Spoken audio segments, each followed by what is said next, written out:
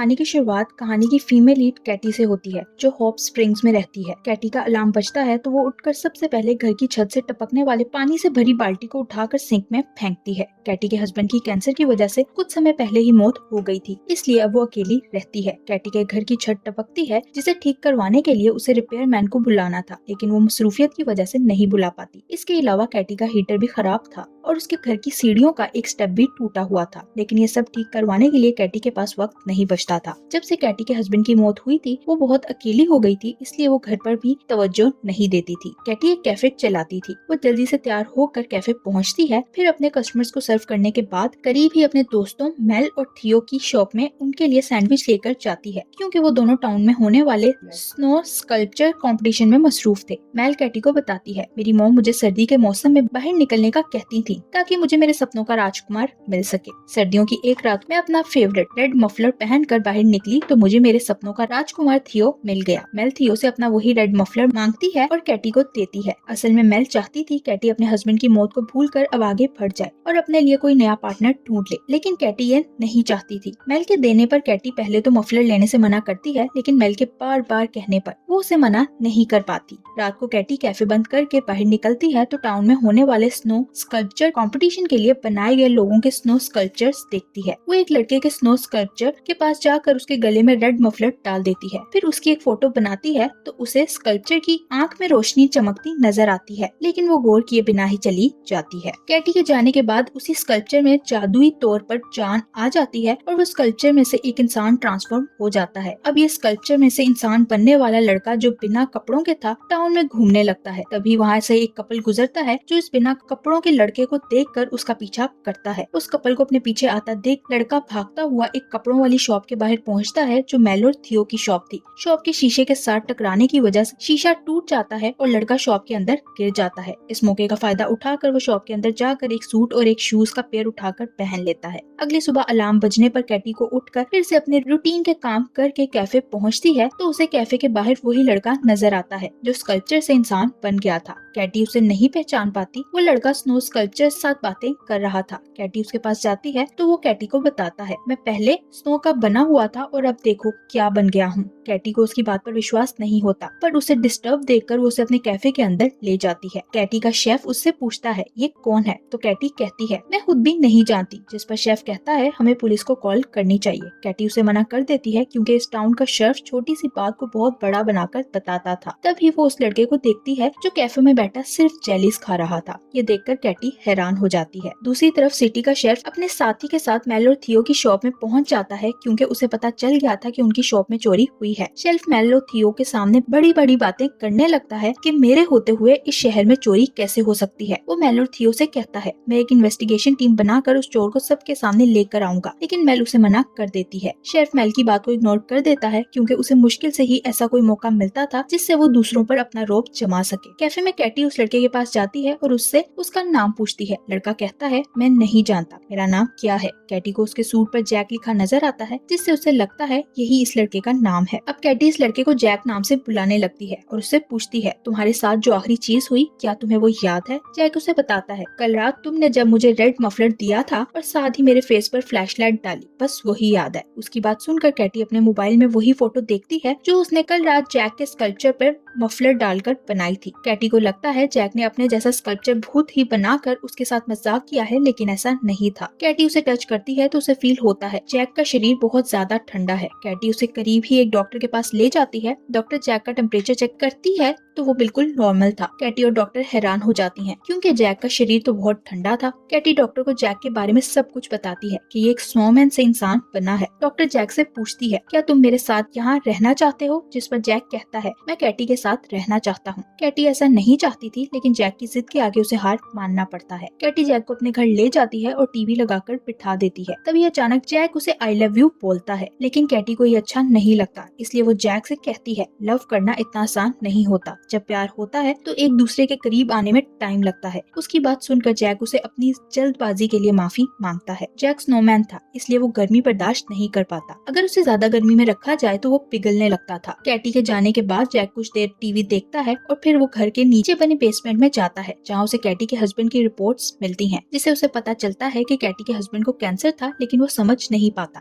ये क्या है। रात को कैटी घर वापस आती है तो जैक से पूछती है, जब तुम स्नोमैन से इंसान बने तो क्या तुमने कुछ पहना हुआ था। जिस पर जैक कहता है, मैंने तुम्हारा दिया हुआ मफलर पहना हुआ था। कैटी के कैफे में आज शेफ आया था जिसने कैटी को बताया था कल रात शहर में एक लड़के को बिना कपड़ों के घूमते देखा गया है और उसने बाद में मेल और थियो की शॉप से कपड़े भी चुराए थे। शेफ कैटी से कहता है, अगर तुम्हें ऐसा कोई लड़का मिले तो मुझे उसके बारे में जरूर बताना। कैटी जैक से पूछती है, क्या तुमने ये कपड़े चुराए थे। तो जैक हाँ कहता है। कैटी जैक को शेफ के सामने जाने से मना करती है और कहती है, तुम अगर बाहर जाओ तो तुम्हें इस चीज का ख्याल रखना होगा कि तुम किसी की नजरों में ना आओ ताकि किसी को तुम पर शक ना हो। फिर जैक कैटी को किचन में ले जाता है और किचन में जाकर कैटी हैरान हो जाती है क्योंकि जैक ने उसके लिए डिनर तैयार किया था। कैटी उससे पूछती है, तुमने ये सब कैसे किया। तो जैक कहता है, मैंने टीवी के शो से सीख लिया है। यहाँ हमें पता चलता है जैक किसी भी काम को सिर्फ एक बार देखकर ही सीख जाता है। डिनर करते हुए जैक कैटी से कैंसर के बारे में पूछता है तो वो उसे इस बीमारी के बारे में बताती है। कैटी अपने हस्बैंड की बातें करते हुए काफी इमोशनल हो जाती है तो जैक भी दुखी हो जाता है। अगले दिन जैक टीवी पे देखता है घर की खराब हुई चीजों को कैसे रिपेयर किया जा सकता है। टीवी से सीख कर जैक कैटी के घर की छत ठीक कर देता है। जैक बिना शर्ट पहने कैटी की छत पर खड़ा होकर सब कुछ ठीक कर रहा था और तभी घर के सामने से एक औरत गुजरती है जो जैक को देखकर हैरान हो जाती है। ये औरत जानबूझकर अपनी कार को स्नो में फंसा लेती है जो देखकर जैक नीचे आकर उसकी कार को स्नो से निकालता है। मौके का फायदा उठाकर वो औरत जैक से फ्लर्ट करने लगती है। वो जैक से पूछती है, क्या तुम्हें इलेक्ट्रिसिटी का काम करना आता है। तो जैक कहता है, मैं सीख लूंगा। वो औरत जैक से कहती है, मुझे अपने घर में एक बल्ब लगवाना है। जैक उसकी बात मानकर उसके साथ कार में बैठकर उसके घर चला जाता है जहाँ उसकी दोस्तें भी मौजूद थीं जो उसकी तरह जैक की तरफ अट्रैक्ट होने लगती हैं। काम खत्म करने के बाद जैक उनसे पूछता है, क्या आपको और किसी मदद की जरूरत है। तो एक औरत उसे कहती है, मेरा बेटा एक स्कूल का प्रिंसिपल है इसलिए उसे स्कूल में क्रिसमस के लिए मेंटेनेंस करवानी है। जैक उस औरत से कल स्कूल जाने का वादा कर लेता है। फिर वो उनसे पूछता है, क्या आप में से कोई मुझे कैटी के कैफे तक छोड़ सकता है। जिस पर वो सब उसे छोड़ने के लिए तैयार हो जाती हैं। कैटी जैक को इतनी औरतों के साथ कार में देखकर हैरान हो जाती है। कैटी जैक से कहती है, मैंने तुम्हें घर से बाहर निकलने को मना किया था। तो जैक उसे सारी बात बताता है। तभी वहाँ शेफ भी आ जाता है। शेफ कैटी से पूछता है, क्या तुम मुझे अपने नए दोस्त से इंट्रोड्यूस नहीं करवाओगी। लेकिन कैटी उसे चक्कर में डालकर जैक को लेकर वहाँ से निकल जाती है। कैटी के इस तरह जाने पर शेफ को उस पर शक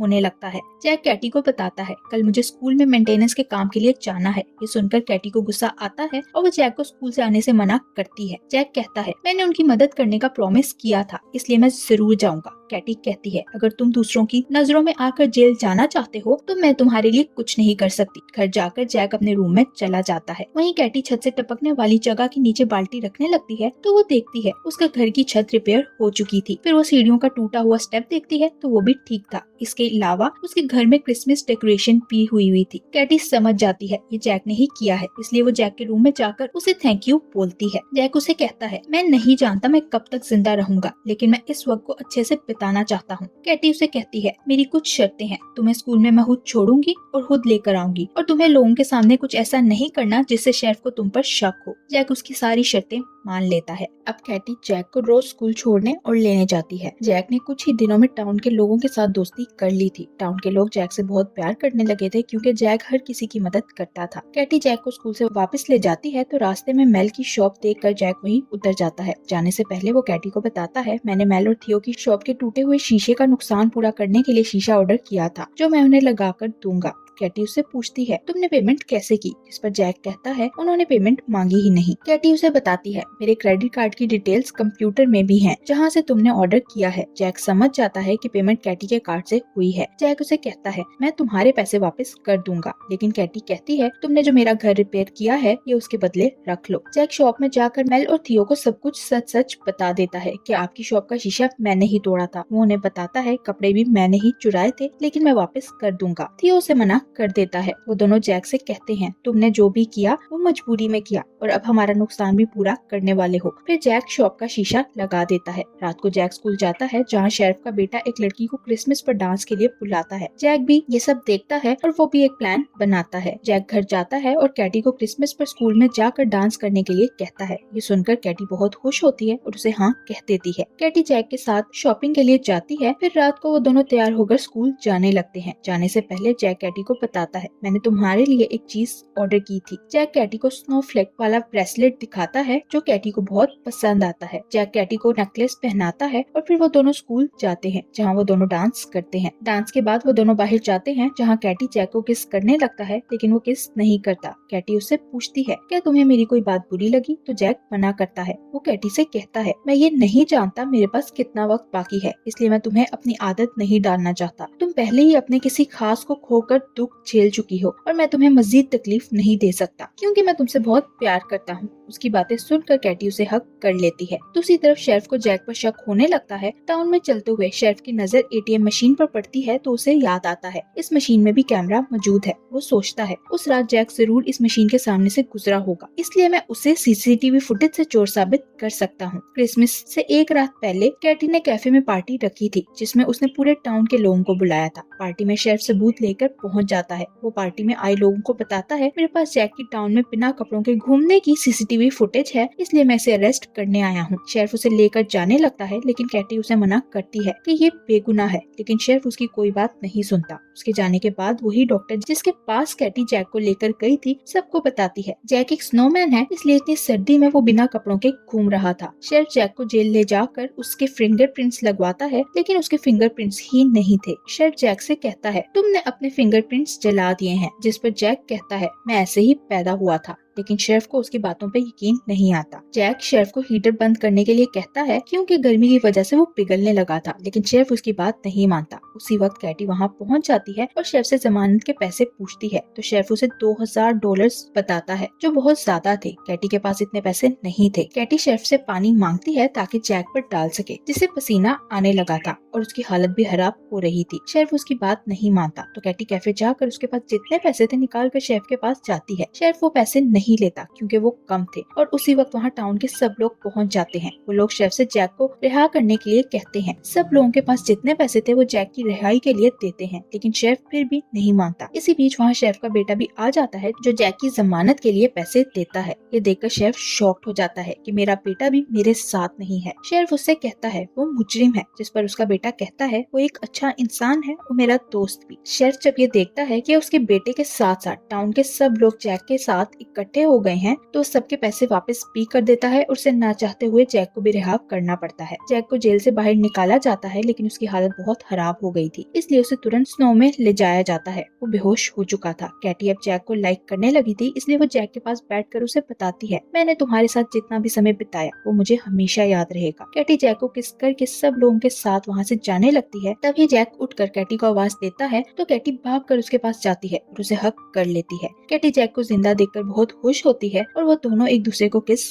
करने लगते हैं। फिर वो दोनों हवाई वेकेशन पर जाते हैं और यहीं इस मूवी की हैप्पी एंडिंग हो जाती है। Thank you for watching.